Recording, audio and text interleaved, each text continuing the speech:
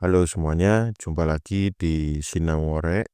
Di video kali ini kita akan belajar Kali Linux, pengenalan sistem operasi untuk keamanan dan penetration testing. Penetration testing ya. Langsung aja kita belajar. Apa itu Kali Linux? Kali Linux adalah sistem operasi berbasis Debian Linux yang dirancang khusus untuk pengujian keamanan, atau bahasa Inggrisnya penetration testing, dan audit sistem jaringan. Didesain oleh Offensive Security, sebelumnya dikenal sebagai Backtrack. Tujuan penggunaan: Kali Linux digunakan untuk menguji keamanan jaringan dan sistem, mendeteksi kerentanan, mempelajari ethical hacking, melakukan digital forensik, dan reverse engineering. Fitur unggulan Kali Linux.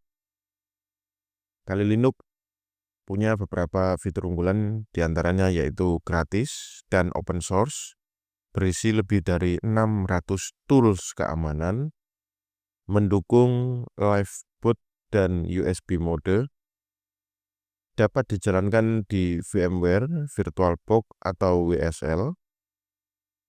WSL itu bawaannya Windows ya, virtualisasi bawaannya Windows.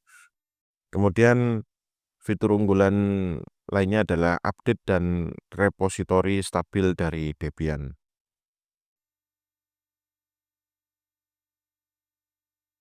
Ini adalah beberapa tools yang kami tampilkan yang ada di Kali Linux.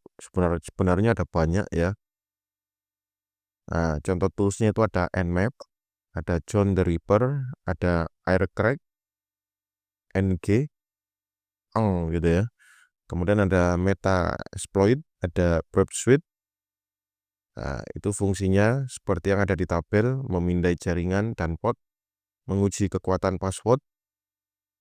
Aircrack NG untuk uji keamanan WiFi, Metasploit untuk menyerang dan uji kerentanan sistem. Kemudian ada Burp Suite untuk analisis keamanan web. Persyaratan instalasi untuk Kali Linux. Pada spesifikasi terendah, Anda dapat menyiapkan Kali Linux sebagai server secure shell ya, atau SSH dasar tanpa desktop. Jadi bisa diinstal tanpa desktop dengan penggunaan terendah atau serendah 128 MB untuk RAM-nya. Namun direkomendasikan menggunakan 512 MB dan 2 GB storage ya, atau ruang disk. Pada spesifikasi yang lebih tinggi, jika Anda memilih untuk menginstal, bisa menggunakan desktop. Secara default bawaannya adalah XFC ya, 4, dan menginstal metapaket Kali Linux default. Anda sebaiknya menargetkan setidaknya menggunakan 2 GB RAM dan 20 GB storage ya.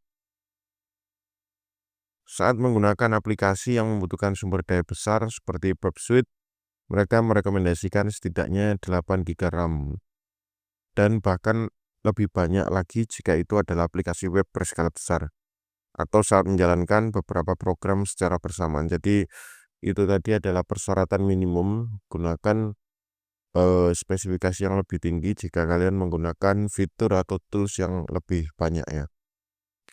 Mode penggunaan. Nah, Kali Linux bisa support untuk live mode, jalankan langsung tanpa instalasi.